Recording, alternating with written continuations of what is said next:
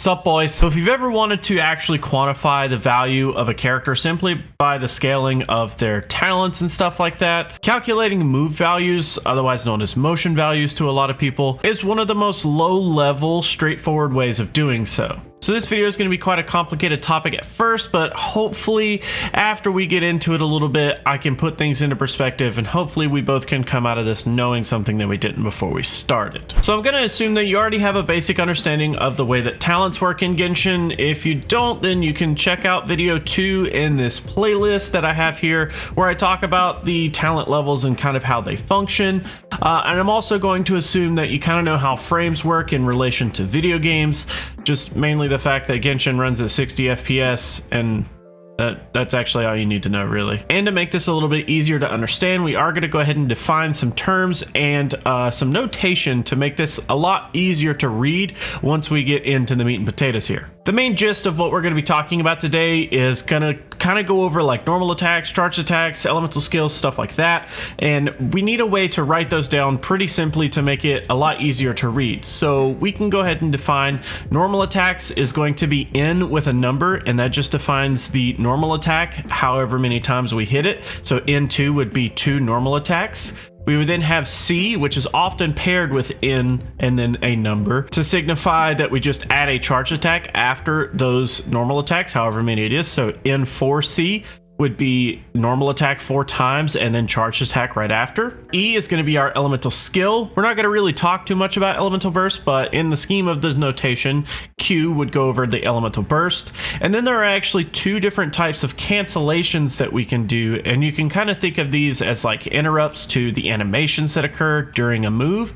So like a Claymore user, let's just say Razor, when he slams his Claymore down on the ground for his 4th hit, he takes forever to pick it back up. And you can actually cancel that and go right back into your move if you use a dash cancel, which we're going to define with a D, or a jump cancel, which we'll just define with a J. Now, all of these are usually written as a string, one after the other, to signify the order in which you would usually do these actions. And by the way, I usually just refer to them as actions, but you can kind of call them whatever makes most sense to you.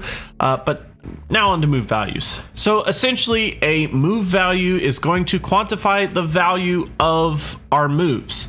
You can kind of do this by taking the values that we get from our talents on any given character and then count the frames to determine the amount of time it took to deal the damage from those talents. For example, let's take our Traveler and run through our full normal attack, so N5 for short. If we look at our talent information for Traveler at my current level, which is level 8, you can kind of see all of our percentages that we would be working with. Since we are going to be doing all 5 hits of our normal attack, all we need to do is take each of those percentages and add them all up. Then we need to look at the amount of frames that it took to do all of those hits.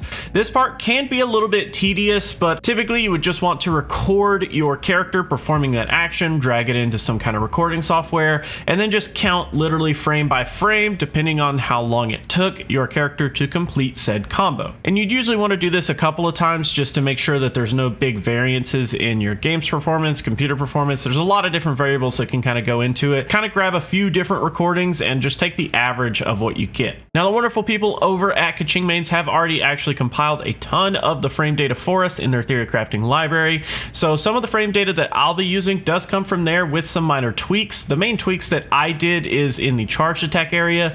The way that you would typically want to count frames is between the start of the animation, whenever your character makes that first frame of movement into the attack that you're doing, up until the frame where you see the hit physically hit the enemy, and there will be like a little spark that you'll see. The problem with that is the reason that I made this video and the grand scheme of my purpose is to go a little bit further than just counting the frames. So I needed to tweak the charged attack, which I actually counted and made sure that these are at least relatively close.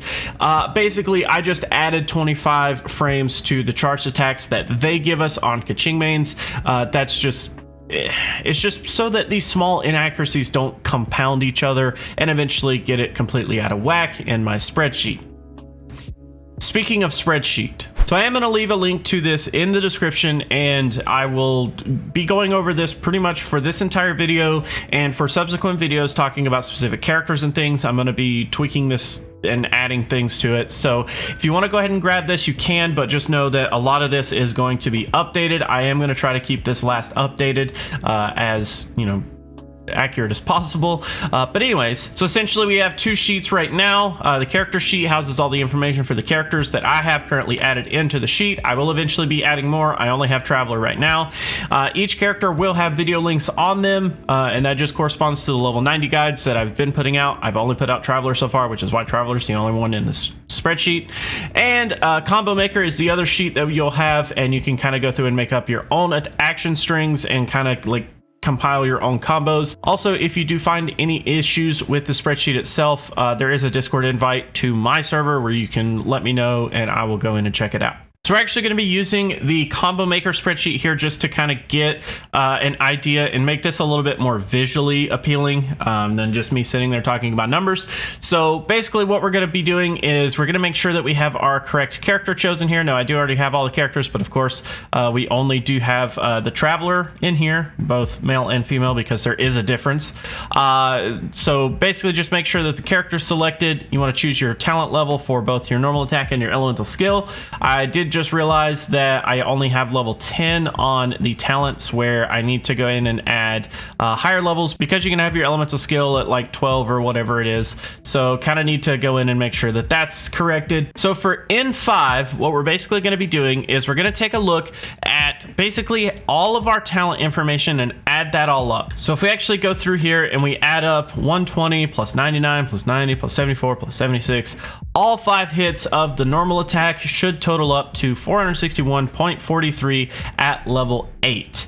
We then take how many frames it took us to perform that action, and it took us 148 frames on average. Then we're going to take the results from 461.43 divided by 148, and we're going to multiply it by 60, which just gives us a per second result. So basically we end up with 187.07 move values per second. Now that's not going to mean a lot right now, but it will in just a second. So let's go ahead and actually create a combo in here. So if we actually go through, and for our first action, we're going to change this to an N3C, which again is just 3 normal attacks plus our charge attack.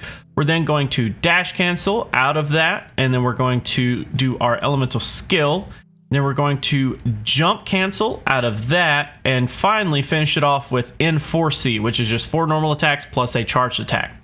So what we end up getting here is a bunch of gobbledygook, is what it looks like. Essentially, we're going to do the exact same thing. We're going to take our talents, we're going to add them up. It should total to 1,426.03. We're going to take all of our frames, add them up, which is 457. We're going to divide 1,426.03 by 457, multiply that by 60, and it gives us 187.22. But again, what does that really mean? Well, so essentially what we're doing here is we're finding that the total amount of frames that it took to do these actions gave us a quantitative result of 187.22. If we were to find a combo of action strings that produce the same amount of frames but have a higher talent percentage, then essentially what we would be finding is a combo that produces more damage for the same amount of time. So let's do this. Let's try N2C, dash cancel. We're going to keep that. We're going to keep our elemental skill. We're going to dash out of that this time instead of jump canceling. Then we're going to do N2C. We're going to dash again. And finally, we're going to finish off with N1C. So essentially what we're doing here is 2 normal attacks into a charge attack, dash cancel out of that to an elemental skill, dash cancel out of that into a normal attack 2 times plus a charge attack, dash cancel out of that, and finish off with a N1C. So this actually results in 1,500 on our talent percent and 452. So our previous example was 1,426. So we're already almost 100% higher on our talent percent. And our frames on the last one was 457, whereas this one is 452. So we're already 5 frames faster, and we're doing a lot more damage. Our move values per second is 199.49 versus the 187.22 that we previously had, which ends up just basically meaning that this combo here is automatically going to produce more damage per second than the previous combo. And that also assumes that you use the exact same gear, the exact same weapon, exact same scenario, all that stuff. But now, what's to say that we don't just try to go in here and min-max and produce the absolute highest, move value per second that we can find? Well, an N1C dash cancel and just repeat this, N1C dash, N1C dash, N1C dash. This would actually produce an extremely high move value, 200 just right here. The problem is that if you were to do this over and over and over, guess what you'd run out of? Because if you're doing charged attacks and dashing and charged attacks and dashing and charged attacks and dashing, you're going to run out of stamina, right? So I'm going to zoom out just slightly so that we can kind of see here. So I've actually rigged up the spreadsheet to actually warn you if you are going to be running out of stamina for performing that action. And you can translate this into game. It should be extremely close, but essentially if you normal attack into charged attack, so N1C, dash cancel, N1C, dash cancel, N1C. If you basically get 6 charged attacks out and then try to dash, the next action that you perform, you're not going to have enough stamina to do anything. You're going to have 12 starting stamina. So that poses an interesting point. If we need to start accounting for stamina, that means we probably should try to figure out a way to weave our actions with our stamina to make sure that we don't run out of stamina and try to maximize our move values per second that way. So to be able to do that, let's actually take a high level view at stamina really quick. Basically, a brand new account starts with 100 stamina. After you level up your statue of the sevens in both Mondstadt and Leeway, you end up with a total of 240. There are certain foods, passives, and other effects that may change the way stamina is consumed or outright even remove stamina consumption for certain moves like Hu Tao C1. But essentially, we're just going to assume bare minimum here. You're not using any kind of food or crazy effects. So with a maximum of 240, how much do we actually spend per action that we take? Well, in the context of this video, we will be doing dashes and charged attacks. Dashing, according to the wiki at least, will cost you 18 stamina to activate. While charged attacks are dependent on your character, sword users consume 20 except for Kaching apparently, which is 25 for some stupid reason. Polearm users consume 25, Claymore users use 30, and Catalyst users use 50. Yeah, 50. Bow characters don't consume any kind of stamina for their charge shots. They kind of are the caveat to that. So knowing all of that, we can actually calculate how many times N1C into dash we can perform, which we already showed, which is 6 times before we completely run out of that stamina. So now we're out of stamina. Great. How do we get it back? Well, you actually start to regain your stamina after 90 frames or 1.5 seconds since you last consumed any. Then you actually regain 25 stamina every 60 frames or every 1 second from there on until you consume any stamina again. So from completely drained, the frame that your stamina hits 0, it would take 90 frames to even start regenerating it. And then from 0 to 240, it's going to take over 11 full seconds all together to get your full stamina bar back.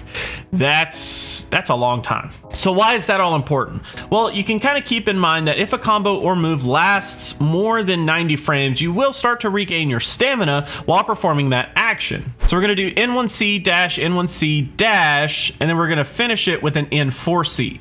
Now the N4C is very particular because it takes 185 frames to actually get through that action.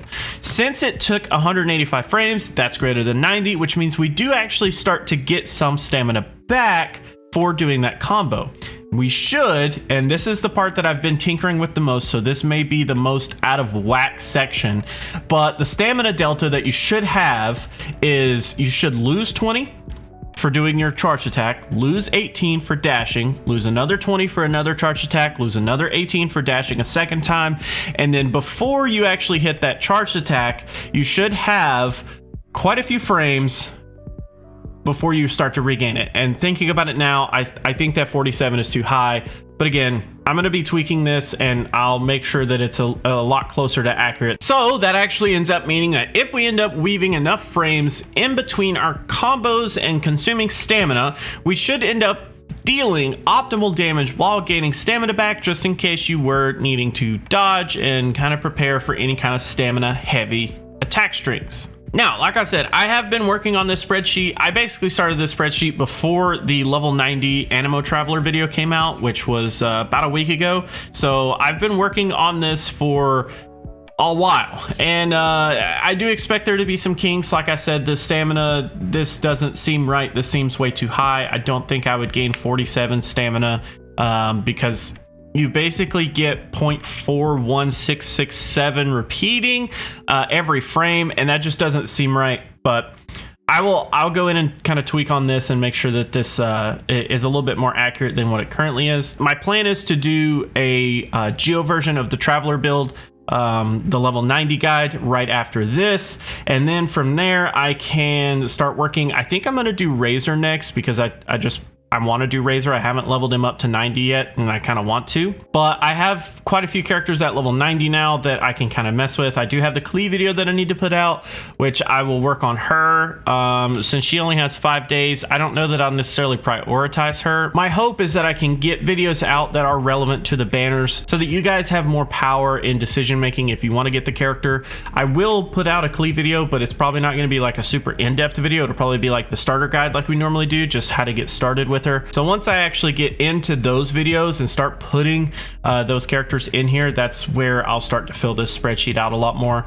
But yeah, that's pretty much it for today, guys. Hopefully, I know that this concept is a little like daunting and it's pretty like heavy, and of course if you need any kind of help with this concept, or like I said, if the spreadsheet is giving you issues, you of course can join the Discord and I'll be happy to chit chat and kind of talk it out. But that's pretty much all I got for today, guys. I'm dead tired of messing with this spreadsheet, and I'm so happy that it's finally at least in a usable state and I'm not embarrassed of it.